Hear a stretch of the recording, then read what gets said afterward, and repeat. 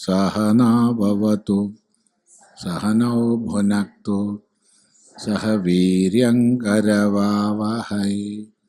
तेजस्विनावधीतमस्तु मा विद्विषावहै। ओम शांति शांति। ओम भद्रं कर्णेभिः शृणुयाम देवाः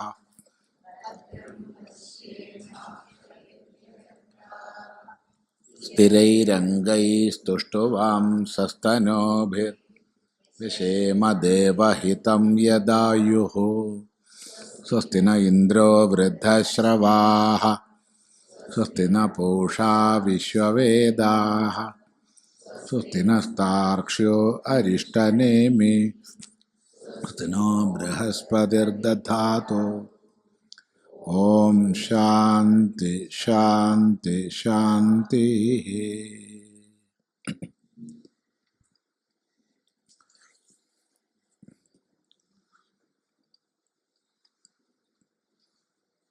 सर्वभूतस्थमात्मानं सर्वभूतानि च आत्मनि संपश्यन् ബ്രഹ്മ യാതി എന്ന് പറഞ്ഞിട്ടും മതിയാവാതെ ന അന്യേന ഹേതുന എന്നും പറഞ്ഞു.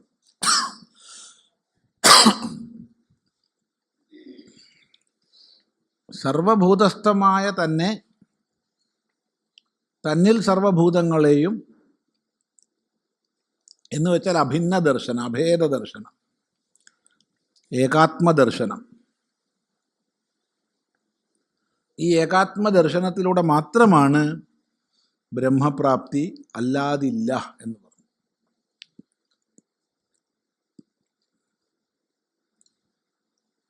ഉപനിഷത്തിന് ഇതിൽ പരം ഒന്ന് പറഞ്ഞു തരാനില്ല.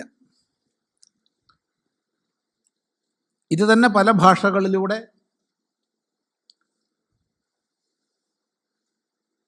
പല ദൃഷ്ടാന്തങ്ങളെയും സാഹചര്യങ്ങളൊക്കെ ഉപയോഗിച്ചിട്ട് പറയുകയാണ് ഉപനിഷത്ത് ചെയ്യുന്നത്. സാരം ഇത്രയേ ഉള്ളൂ. ഇവിടെയാണ് നമ്മൾ മനസ്സിലാക്കേണ്ടത്, ബൗദ്ധികമായി അത്യുന്നതമായ ഈ ഒരു തത്വത്തെ പറഞ്ഞ് ശാസ്ത്രം ഉപസംഹരിക്കുന്നില്ല. പിന്നെയോ ആ തത്വവിജ്ഞാനത്തിലേക്ക് ഉയരാനുള്ള സാധനാക്രമത്തെ ഉപദേശിക്കും.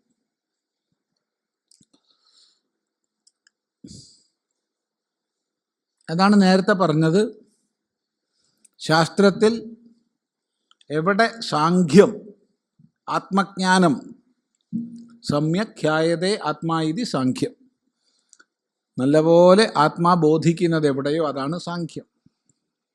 ഇപ്പോൾ ശാസ്ത്രത്തിൽ എവിടെ സാഖ്യം ഉപദേശിക്കപ്പെടുന്നുണ്ടോ അവിടെയൊക്കെ യോഗം, അനുഷ്ഠാനം ഉപദേശിക്കപ്പെടണം.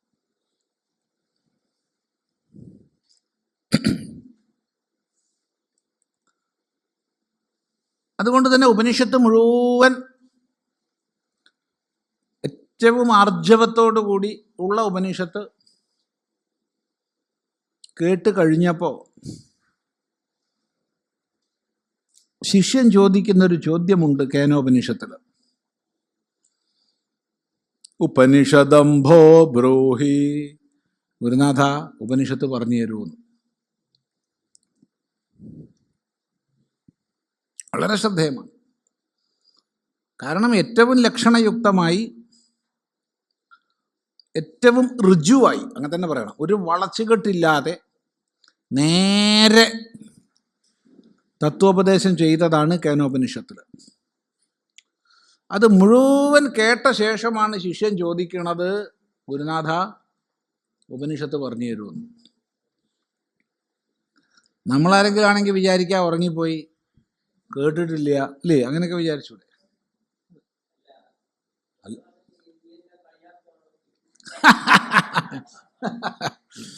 അതെ, നമ്മളാണെങ്കിൽ നീ എന്താ കളിയാക്കുകയാണല്ലേ എന്ന് ഗുരുവിന് ചോദിക്കാം. ശിഷ്യൻ ഇനി ഉറങ്ങിപ്പോയിട്ട് ചോദിക്കുകയും ചെയ്യാം. പക്ഷെ ഇത് ഉപനിഷത്താണ്, അതുകൊണ്ട് അങ്ങനെ സംഭവിക്കില്ല. അവിടെയാണ് ഗുരുനാഥൻ പറയുന്നത് തസ്യൈ തപോദമ കർമ്മേതി പ്രതിഷ്ഠ വേദാഹ സർവാംഗാനി സത്യമായതനം എന്ന്. അവൾക്കായിക്കൊണ്ട് തപസ്, ദമം, കർമ്മം എന്നിങ്ങനെ പ്രതിഷ്ഠയുണ്ട്. അപ്പോൾ ഈ പറഞ്ഞ അന്യദേവ തദ് വിദിതാത് അധോ അവിദിതാത് അധി, അതാണ് കേനോപനിഷത്തിൻ്റെ മർമ്മം. അതറിയപ്പെട്ടതിൽ നിന്നും അറിയപ്പെടാത്തതിൽ നിന്നും ഭിന്നമാണ്. പ്രതിബോധവിദിതം മതം, ബോധം പ്രതിവിദിതമാണ് എന്നൊക്കെ പറഞ്ഞു. നേതം യതിതം ഉപാസത എന്ന് ആവർത്തിച്ചു. പക്ഷേ അതൊക്കെ ബൗദ്ധികമായ കൈലാസ സമാനമുള്ള ഔന്നത്യമാണ്. അവൾക്കായിക്കൊണ്ട് എന്ത് വേണം? ജീവിതത്തിൽ തപസ് വേണം, ഇന്ദ്രിയ നിയന്ത്രണം വേണം, സത്കർമാചരണം വേണം, വേദാഹ സർവാംഗാനി സർവ അംഗങ്ങളോടും കൂടിയ വേദം പഠിക്കണം, സർവോപരി സത്യമായതനം ജീവിതത്തിൽ സത്യനിഷ്ഠ പാലിക്കണം. ഇതാണ് ഉപനിഷത്തിൻ്റെ ഉപനിഷത്ത്. അതാണ് സാഖ്യത്തിൻ്റെ യോഗം. ശ്രദ്ധിക്കുക. അതുകൊണ്ട് യോഗമില്ലാതെ സാഖ്യത്തിലേക്ക് എത്താൻ കഴിയില്ല. സാഖ്യം എന്നുള്ളതിന് സാഖ്യ ദർശനം എന്നല്ല അർത്ഥം, ആത്മജ്ഞാനം എന്നാണ് അർത്ഥം. ഇവിടെ കപില മഹർഷിയുടെ സാഖ്യമല്ല, വേദാന്തത്തിൽ സാഖ്യം.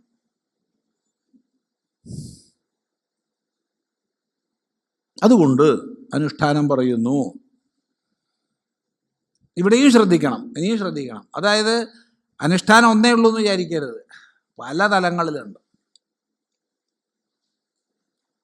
പല തലങ്ങളിലുണ്ട്. ഓരോ വ്യക്തിയുടെ തലഭേദത്തിനനുസരിച്ച് അനുഷ്ഠാന ഭേദങ്ങൾ വിഹിതങ്ങളാണ്. ഇവിടെ പ്രണവോപാസനയാണ് പറയുന്നത്. നേരത്തെ നമ്മൾ ശാന്തി മന്ത്രം ചിന്തിച്ചപ്പോൾ വേദസാരമാണ്, വേദത്തിൻ്റെ പരമമായ താല്പര്യ നിർണയമാണ് ഓംകാരം എന്നൊക്കെ പറഞ്ഞു. ആ ഓംകാരത്തെ ഉപാസനയിൽ ഘടിപ്പിക്കുന്നതാണ് പ്രണവോപാസന, ഓംകാരോപാസന.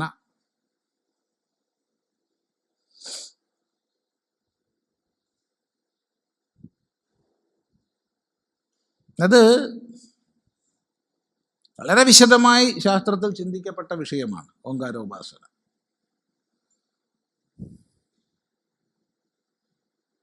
ഉപനിഷത്തിൽ തന്നെ ധനുർഗൃഹീത്വ ഉപനിഷദം മഹാസ്ത്രം ശരം ഹ്യുപാസാനിശിതം സന്ധൈത ആയമ്യ തദ്ഭാവഗതേന ചേതസ ലക്ഷ്യം തദേവാക്ഷരം സൗമ്യവിദ്ധി പ്രണവോ ധനു ശരോ ഹി ആത്മാ ബ്രഹ്മ തല്ലക്ഷ്യമുച്യതേ അപ്രമത്തേന വേധവ്യം ശരവത്തന്മയോ ഭവേത് എന്ന് പറയുന്ന ഭാഗമുണ്ട്. ഇത് ഔപനിഷദമായ ഒരു പ്രണവോപാസനാക്രമമാണ്. അതായത് ഉപനിഷത്ത് പ്രതിപാദിതമായ വലിയ വില്ലെടുക്കൂ എന്നാണ് പറയുന്നത്.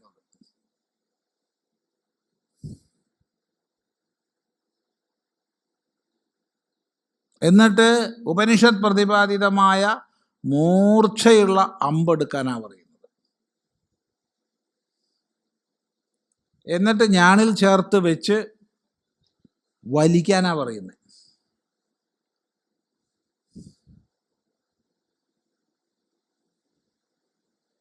ആയമ്യ തദ്ഭാവഗതേന ചേതസ, അതിലുറച്ച മനസ്സോടുകൂടി ആയമ്യ വലിച്ചിട്ട്, ഞാണ് വലിച്ചിട്ട് അങ്ങ് വിട്ടേക്കണം.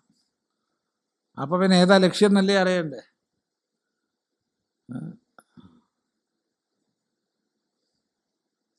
ലക്ഷ്യം തദേവാക്ഷരം സൗമ്യ വിദ്ധി. ഹേ സൗമ്യ, പ്രിയദർശന,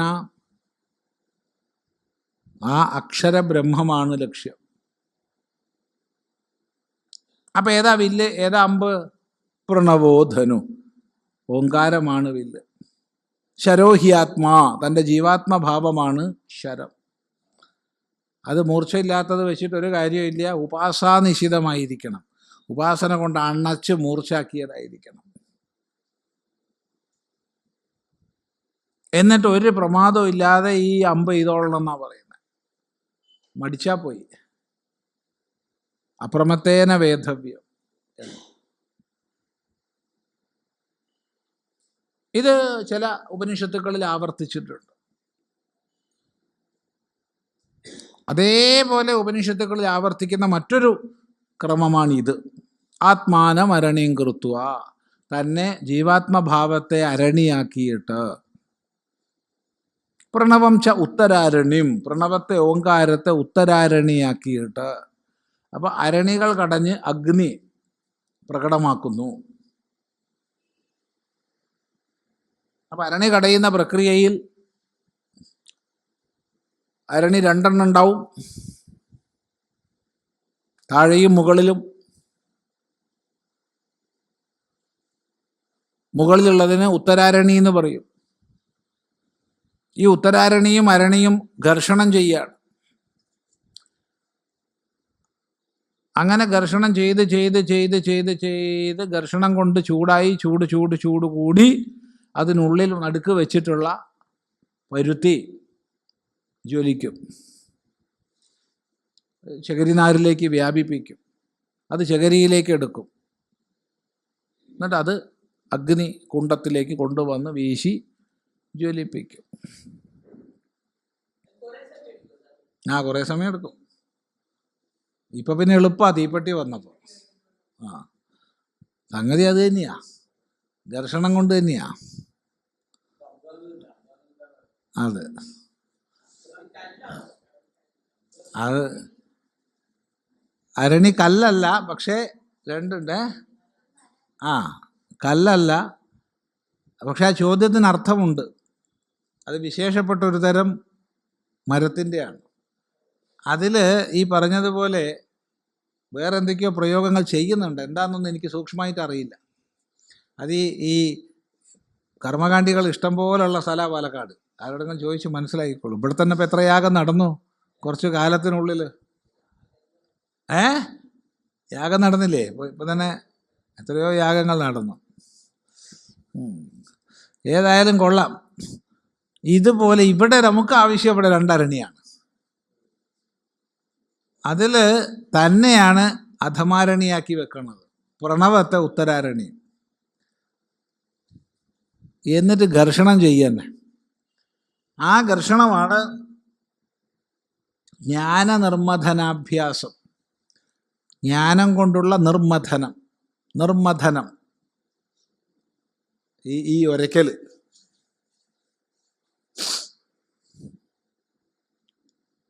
എന്താ ജ്ഞാനനിർമ്മഥനം?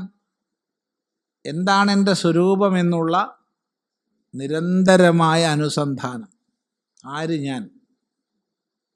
ആര് ഞാൻ എന്നുള്ള അനുസന്ധാനമാണ്. അത് തന്നെയാണ് ധ്യാന നിർമ്മഥനാഭ്യാസം. ധ്യാനമാകുന്ന ഏകാഗ്രതമമായ വൃത്തിയെ നേടുന്നതിനുള്ള അഭ്യാസം. പലതിലേക്ക് ഛിന്ന ഭിന്നമായി പോകാതെ ഏകതത്വത്തിൽ ഉറച്ച മനസ്സിൻ്റെ സ്ഥിതി നേടുന്നതിനുള്ള അഭ്യാസം. അപ്പം എന്തായി? അപ്പം എന്ത് സംഭവിക്കും? അഗ്നി ജ്വലിക്കും, ജ്ഞാനാഗ്നി. ആ ജ്ഞാനാഗ്നി കൊണ്ട് പറയാണ് പാശം ദഹതി പണ്ഡിത, കയറിനെ കത്തിച്ചു കളയുന്നു പണ്ഡിതൻ. ഏത് കയറിനെ? അജ്ഞാനമാകുന്ന കയറിനെ. ഈ അജ്ഞാനമാകുന്ന കയറ് കൊണ്ടാ സംസാരത്തെ മുഴുവൻ കെട്ടിവെച്ചിട്ടുള്ളത്. അതിനെ കത്തിക്കുന്നു, ബന്ധങ്ങളെല്ലാം ഇല്ലാതാക്കുന്നു എന്നർത്ഥം. ഈ സംസാരത്തെ കെട്ടിവെച്ചിരിക്കുന്നത് കയറ് കൊണ്ടെന്ന് പറഞ്ഞാൽ, കയറ് 3 ചൂടി പിരിച്ചിട്ടാണ് ഉണ്ടാക്കുന്നത്. അങ്ങനെയാ പൊതുവെ. 3 കയറ് പിരിച്ചിട്ടാണ് വലിയൊരു കമ്പക്കയർ ഉണ്ടാക്കുന്നത്. വടം ഇല്ലേ? അതെ, വടംവലിയൊക്കെ പതിവുണ്ട്. അത് ശരിക്ക് വടംവലി കയറല്ല കേട്ടോ, അത് പേരാലിൻ്റെ ഈ വേട് കൊണ്ടാ വലിക്കണ്ടേ. പേരാലിൻ്റെ വേടാണ് ഉപയോഗിക്കുന്നത്. അതിരിക്കട്ടെ, നമുക്കെന്തായാലും കയറാക്കാം. മൂന്ന് കയറ് പിരിച്ച് വലിയൊരു കമ്പക്കയറുണ്ടാക്കി. ഏതായി 3? അവിദ്യ കാമകർമ്മങ്ങളാ. അവിദ്യ, കാമം, കർമ്മം. ഇതാണ് ഈ അജ്ഞാനത്തിൻ്റെ കയറ് പിരിച്ചുണ്ടാക്കിയിട്ടുള്ള 3 ഇഴകൾ. അത് 3 ഭസ്മായി പോവും. പാശം ദഹതി പണ്ഡിത. പാശത്തെ കയറിനെ കത്തിക്കുന്നു പണ്ഡിതൻ. ഇവിടെ പാഠഭേദം ദേവം പശ്യേ നിഗൂഢവതെന്ന, അതാണ് പാഠഭേദം. അപ്പോൾ ഈ ധ്യാന നിർമ്മഥനം കൊണ്ട് അഗ്നി ജ്വലിച്ചാൽ അഗ്നി വെളിച്ചായി. അഗ്നിക്ക് 2 ധർമ്മങ്ങളാണ്, ഒന്ന് താപവും മറ്റൊന്ന് പ്രകാശവും. ഈ പ്രകാശം കൊണ്ട്, താപം കൊണ്ടാണ് പാശത്തെ ദഹിപ്പിക്കുന്നത്. പ്രകാശത്തെ കൊണ്ടോ ദേവം പശ്യേ നിഗൂഢവത്, നിഗൂഢനായിരുന്ന ദേവനെ കാണുന്നു.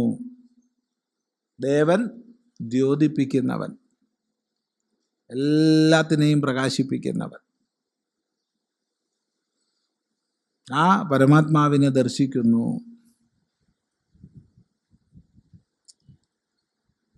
ഇതാണ് ഈ ഉപനിഷത്തിൽ പറയുന്ന ഉപാസനാക്രമം.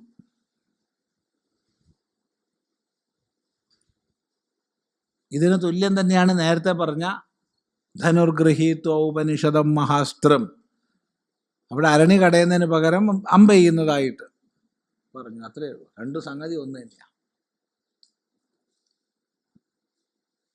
ഇത് 2ഉം ഉപനിഷത്തുക്കളിലുണ്ട്. ഈ പ്രണവോപാസനയെ വളരെ സൂക്ഷ്മമായിട്ട് അധ്യാത്മരാമായണത്തിൽ ഉപദേശിച്ചിട്ടുണ്ട്, രാമഗീതാ ഭാഗത്ത്.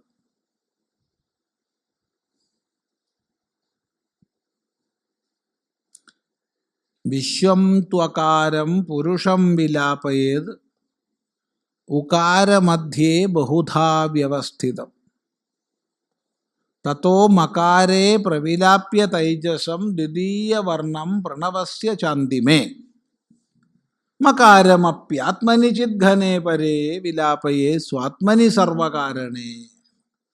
അതാണ്. അത്ര നല്ലൊരു പ്രണവോപാസനാക്രമം വേറെ എവിടെയും കണ്ടിട്ടില്ല. ഇല്ല എന്ന് പറയണ്ട, നമ്മൾ കണ്ടിട്ടില്ല എന്നേ പറഞ്ഞിട്ടുള്ളൂ.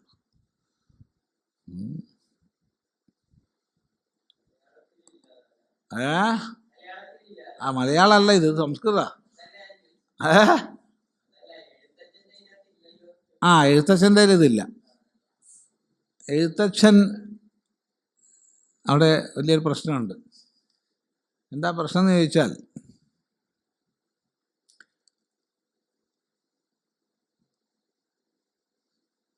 ഒന്നാമത്തെ പ്രശ്നം, അധ്യാത്മരാമായണം കിളിപ്പാട്ടിൽ ഉത്തരകാണ്ഡമില്ല. യുദ്ധകാണ്ഡത്തിൽ പരിസമാപിച്ചു. പിന്നെ ഉള്ളത് ഉത്തര രാമായണം എന്ന് പറഞ്ഞിട്ടുള്ളൊരു ഭാഗമാണ്.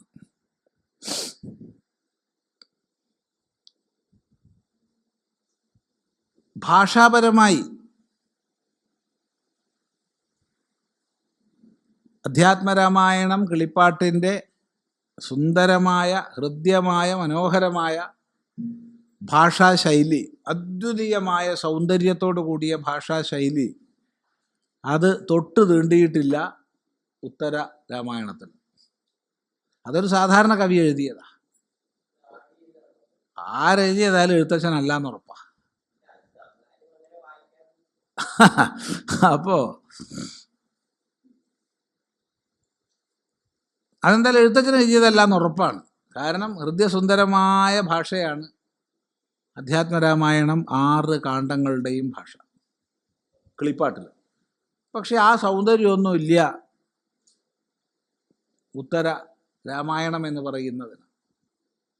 അതുകൊണ്ട് തന്നെ ആയിരിക്കണം തൻ്റെ ഈ ഒരു തർജ്ജമ എഴുത്തച്ഛൻ്റെ കൃതിയോട് ചേർത്ത് വെക്കേണ്ട എന്ന് വിചാരിച്ചിട്ട് ഉത്തര രാമായണം എന്നുള്ള പേരിൽ അയാളത് വേറെ വെച്ചത്. ആരാ എഴുതി വെച്ചാൽ അയാൾ വലിയ ഔചിത്യമുള്ള ആളാണ്, ഔചിത്യബോധമുള്ള ആളാണ്. എന്നാൽ മൂലത്തിൽ അതല്ല. മൂലത്തിൽ 7 കാണ്ഡങ്ങൾക്കും, മൂലം എന്ന് പറഞ്ഞാൽ വാൽമീകി അല്ല ഉദ്ദേശിച്ചത്, അധ്യാത്മരാമായണം മൂലത്തിൽ 7 കാണ്ഡങ്ങളിലും ഒരേ സുന്ദരമായ ഭാഷയാണ്, ഒരേ ശൈലിയാണ്. അതിലാണ് 5-ാമത്തെ സർഗമായിട്ട്, അതായത് ഉത്തരകാണ്ഡത്തിലെ 5-ാമത്തെ സർഗമായിട്ട് ശ്രീരാമഗീത എന്ന് പറഞ്ഞ ഭാഗം വരുന്നത്. വള്ളത്തോൾ അധ്യാത്മരാമായണം ചെയ്തിട്ടില്ല, വാൽമീകി രാമായണ ചെയ്തു. വാൽമീകി രാമായണ ചെയ്തു.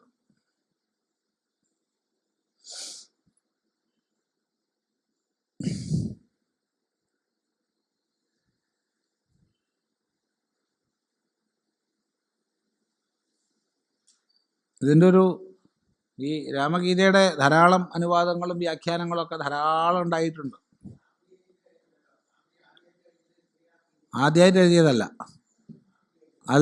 ആദ്യമായിട്ടല്ല. ആദ്യമായിട്ട് ശിവമഹിംന സ്തോത്രമാണ്. അതിൽ രാമഗീതയ്ക്ക് വലിയൊരു അനുഗ്രഹം ഉണ്ടായിട്ടുണ്ട്. രാമഗീതയ്ക്ക് അനുഗ്രഹം ഉണ്ടായിട്ടുണ്ട്, വലിയൊരു അനുഗ്രഹം. ഞാൻ പറയാതിരിക്കാൻ വയ്യ. അതിപ്പോൾ പറഞ്ഞുകൊണ്ട് സ്വാമി എഴുതിയിട്ടില്ലെന്ന് ചോദിച്ചുകൊണ്ട് പറഞ്ഞതാ. രാമഗീതയുടെ വ്യാഖ്യാനത്തിന് 2 അനുഗ്രഹങ്ങൾ പ്രധാനമായിട്ടുണ്ടായിട്ടുണ്ട്. 2 അനുഗ്രഹം, മഹാത്മാക്കളുടെ അനുഗ്രഹം, അത്രയേ ഉള്ളൂ. അതെന്താന്ന് ചോദിച്ചാൽ, ഒന്ന്, അതിന് അവതാരിക എഴുതി തന്നത് പരമപൂജ്യ മൃഡാനന്ദ സ്വാമികളാണ്. അപ്പം മൃഡാനന്ദ സ്വാമികൾ അതിലൊരു വാചകം എഴുതിയിട്ടുണ്ട്: ഈ വ്യാഖ്യാനം സശ്രദ്ധം വായിക്കുന്ന ഒരാൾക്ക് വേദാന്തം പഠിക്കാൻ മറ്റൊരു ഗ്രന്ഥവും ആവശ്യമില്ല. അത് വലിയൊരു അനുഗ്രഹമായിട്ടാണ് കൂട്ടുന്നത്. ഈ വ്യാഖ്യാനം സശ്രദ്ധം പഠിക്കുന്ന ഒരാൾക്ക് വേറൊരു പുസ്തകം വായിക്കേണ്ടതില്ല. അപ്പോൾ അതൊരു സംഗതി പിശകല്ലേ, വേറെ പുസ്തകം വേണ്ട വെച്ചാൽ. അതുകൊണ്ട് ഇപ്പോൾ തൽക്കാലം സ്റ്റോക്കിലില്ല, ഔട്ട് ഓഫ് സ്റ്റോക്കാ. ബാക്കിയൊക്കെ ചിലവാകണ്ടേ? അതാണൊരു അനുഗ്രഹം അതിനെ സംബന്ധിച്ച്. അപ്പോൾ ഓർമ്മിക്കാനിടയായത് ഇപ്പോൾ മനോജ് അത് പറഞ്ഞോണ്ടാ. അതിൽ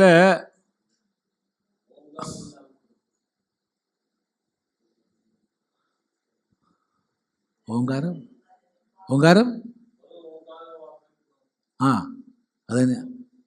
അത് അപ്പോൾ അതാണ് വലിയൊരു അനുഗ്രഹം അതിനുള്ളത്. അതിനെ സംബന്ധിച്ച് വേറൊരു അനുഗ്രഹം തോന്നിയത് എന്താ വെച്ചാൽ, ഇത് രചന കഴിഞ്ഞപ്പോൾ കുറച്ചു കാലം കഴിഞ്ഞു. അപ്പം മനസ്സിലൊരു തോന്നൽ, ഇത് ജ്ഞാനാനന്ദ സരസ്വതി സ്വാമികൾക്കൊന്ന് സമർപ്പിക്കണം എന്നൊരു തോന്നൽ. അങ്ങനെ ഞങ്ങൾ 2 പേര് കൂടിയിട്ട് കന്യാകുമാരി പോയി. സ്വാമിജി അന്ന് ശരീരത്തിന് ഒട്ടും വയ്യാതെ കിടക്കുക. അത് കഴിഞ്ഞിട്ട് പിന്നെ ഒന്ന് ഉഷാറായി, പക്ഷെ വീണ്ടും ഡൗണായി. പിന്നെയാണ് പാലക്കാട് വന്നതും പാലക്കാട് നിന്നാണ് ശരീരം ശാന്തമാവുന്നത്. കുന്നത്തൂർ മേട് അല്ലേ, കുന്നത്തൂർ മേട്. അപ്പോൾ കന്യാകുമാരി സ്വാമിജി കിടക്കുക. ഞങ്ങൾ ചെന്നു നമസ്കരിച്ചു. അപ്പോൾ സ്വാമി ആര് ചെന്നാലും എപ്പോൾ ചെന്നാലും ആദ്യം ഭക്ഷണം കഴിക്കാൻ, വെള്ളം കുടിക്കാനാണ് പറയുക. അങ്ങനെ വെള്ളം കുടിച്ചു, ഭക്ഷണമൊക്കെ കഴിച്ചു. അപ്പോൾ സ്വാമിജി കിടക്കുകയാണല്ലോ. കിടക്കാവുമ്പോൾ എങ്ങനെയാണ് അപ്പോൾ ഇത് സമർപ്പിക്കുക എന്നൊരു സംശയം. സമർപ്പിക്കണമെന്ന് വലിയൊരു ഒരാഗ്രഹവും.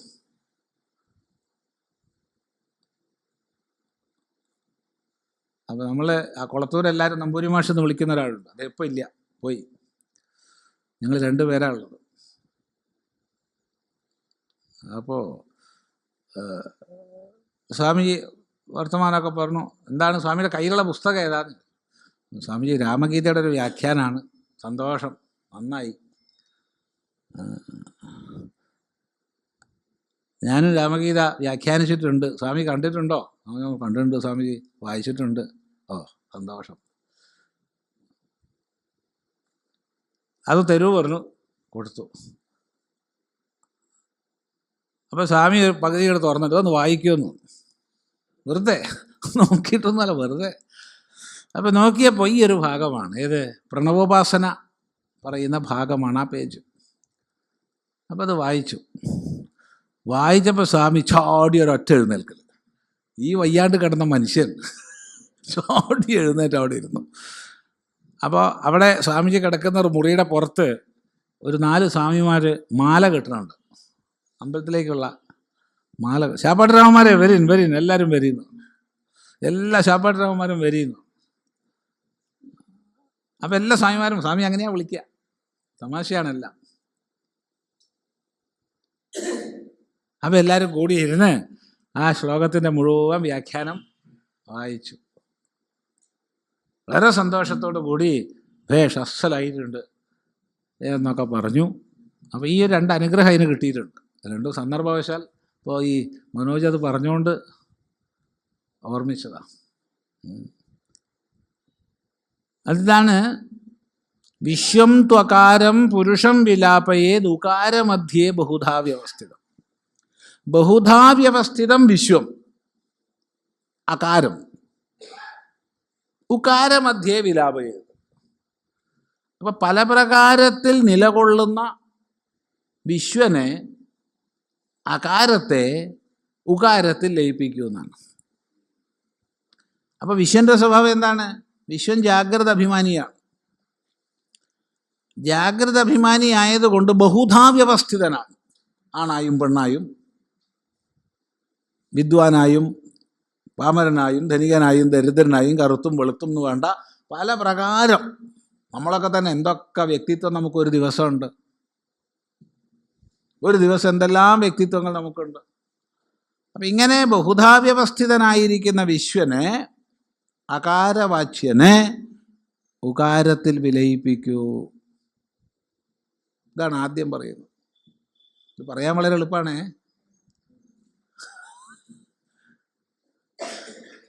അപ്പം എന്തായി? അകാരം ഉകാരത്തിൽ വിലയിച്ചാൽ എന്തായി? ആ അധികം ഓ ഉ ഓന്നായി.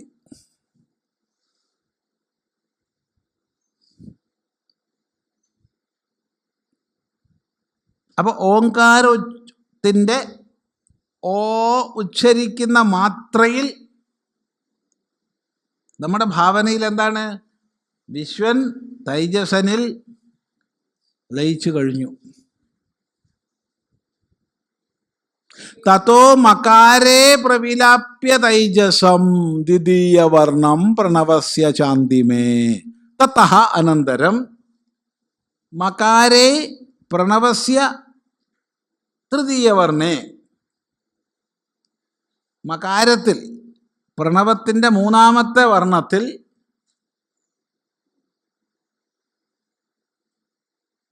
ഉകാരത്തെ ലയിപ്പിക്കണം, തൈജസനെ ലയിപ്പിക്കണം. ഇവിടെ ഒരു ചോദ്യം, ഇവിടെ തൈജസൻ ആരാ? വളരെ ശ്രദ്ധിച്ചു പറയണം. ഇവിടെ തൈജസൻ സ്വപ്നാഭിമാനിയല്ല. ഇവിടെ തൈജസൻ വിശ്വൻ ലയിച്ചു ചേർന്ന തൈജസനാണ്. അത് ശ്രദ്ധിക്കണം. ഇവിടെ ഉകാരം എന്ന് പറഞ്ഞാൽ ഉകാരമല്ല, അകാരം ലയിച്ചു ചേർന്ന ഉകാര, അതായത് ഓകാരമാണ്. ഇന്ന് പലരും തെറ്റായിട്ട് ഉച്ചരിക്കുന്നുണ്ട്. ഓ എന്നുള്ളതിന് പകരം ആ ഊ എന്നൊക്കെ പറയുന്ന ആൾക്കാരുണ്ട്. പോട്ടത്തരാണ്, പാടില്ല. അത് ഈ ഓങ്കാരം പറഞ്ഞാൽ ഞാനൊരു ഹിന്ദു വർഗീയവാദിയായി പോകുമെന്നുള്ള പേടിയോണ്ടാണോ എന്നറിയില്ല. ഓം എന്നുള്ളതിന് പകരം ആ ഊം എന്ന് പറയാം. എന്നാ പിന്നെ ഋഷിക്ക് തന്നെയാണ് ഓം ആ ഊം എന്ന് പറഞ്ഞാൽ. അറിവ് കൂടിയിട്ടാവും. ശരി, ഏതായാലും കുഴപ്പമില്ല. പൊട്ടത്തരാന്ന് മാത്രം പറയുന്നു. അത് തെറ്റാന്നൊന്നും പറഞ്ഞിട്ടില്ലേ? തെറ്റൊന്നുമില്ല, അത് ശരിയല്ലേ, അവർക്ക് ശരിയാണ്. സംഗതി പൊട്ടത്തരാണ്, ശാസ്ത്രത്തിനനുസരിച്ച് നിലനിൽക്കില്ല. ആ ആ അതൊക്കെ വരും. ഓങ്കാരം തന്നെയാണ് വരും. ഒക്കെ ഓങ്കാരമാണ്, എല്ലാം ഓങ്കാരമാണ്. മനുഷ്യൻ ഉച്ചരിക്കാവുന്ന മുഴുവൻ ശബ്ദത്തിൻ്റെ ഏക പ്രതീകമാണ്. അതുപോലെ മറ്റൊന്നില്ല, മറ്റൊരു ശബ്ദം അതുപോലെ ഉണ്ടാവാൻ തരമില്ല. അതിരിക്കട്ടെ. മാത്രമല്ല, ഓം ഇത് ഏകാക്ഷരം, ബ്രഹ്മ. ഒരു ശബ്ദമായിട്ട് വേണം അത് ഉച്ചരിക്കപ്പെടേണ്ടത്, പലതായിട്ട് ഉച്ചരിക്കപ്പെടരുത്. അതിരിക്കട്ടെ, നമുക്ക് വിഷയത്തിലേക്ക് വരാം. അപ്പം അകാരം ലയിച്ചു ചേർന്ന ഉകാരം എന്ന് പറഞ്ഞാൽ ഓകാരമാണ്. ഈ ഓകാരത്തെ വിശ്വൻ ലയിച്ച തൈജസനെ പ്രാജ്ഞനിൽ വിലയിപ്പിക്കൂ, മകാരത്തിൽ വിലയിപ്പിക്കൂ. ഇപ്പം എന്തായി? ആ അധികം ഉ അധികം മ, ഓം. കഴിഞ്ഞിട്ടില്ല, ഓങ്കാരായിട്ടില്ല. മകാരമപ്യാത്മനി ചിദ്ഘനെ പരേ വിലാപയേത് സ്വാത്മനി സർവകാരണേ. മകാരത്തെ സർവകാരണമായ സ്വാത്മാവിൽ വിലയിപ്പിക്കൂ. ചിദ്ഘനമായ പരമായ, അവിടെ അക്ഷരം പോയി, അവിടെ മ വിലയിച്ചു, ബിന്ദു നാദമായി അങ്ങ് വിലയിച്ചു. ആ നാദത്തിൽ നിന്ന് അടുത്ത കല തൽക്കാലം വേണ്ട, അടുത്ത കല ഉണ്ടാവുമ്പോൾ അടുത്ത ഓങ്കാരായി. അങ്ങനെ ബിന്ദുവിൽ നിന്ന് നാദത്തിലേക്ക് വിലയിച്ചു. ഇതാണ് പ്രണവോപാസന. ഇത് പറയാൻ, പ്രസംഗിക്കാൻ വളരെ എളുപ്പമാണ്. പക്ഷെ ഇതായിരിക്കണം ഒരു വേദാന്ത ദൃഷ്ടിയിലുള്ള പ്രണവോപാസനാക്രമം. എന്താ അങ്ങനെ പറഞ്ഞത്? ഇങ്ങനെ അല്ലാണ്ടും ചെയ്യാം. ഈശ്വരൻ്റെ നാമമായിട്ട് യോഗി പ്രണവത്തെ കാണുന്നുണ്ട്.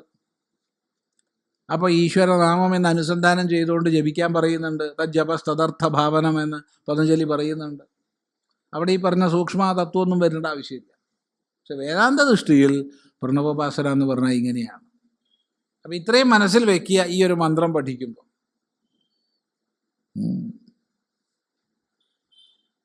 ആ അഗ്നി കൊണ്ട് സംസാരമാകുന്ന കയറിനെ, അല്ലെങ്കിൽ സംസാരബന്ധനം ചെയ്ത കയറിനെ കത്തിച്ചു കളയൂ, അഥവാ നിഗൂഢനായ ദേവനെ കാണൂ എന്നാണ്. ഇതാണ് ആത്മാനമരണിം കൃത്വ പ്രണവം ചോത്തരാരണിം ജ്ഞാനനിർമഥനാഭ്യാസാത് പാശം ദഹതി പണ്ഡിതഃ.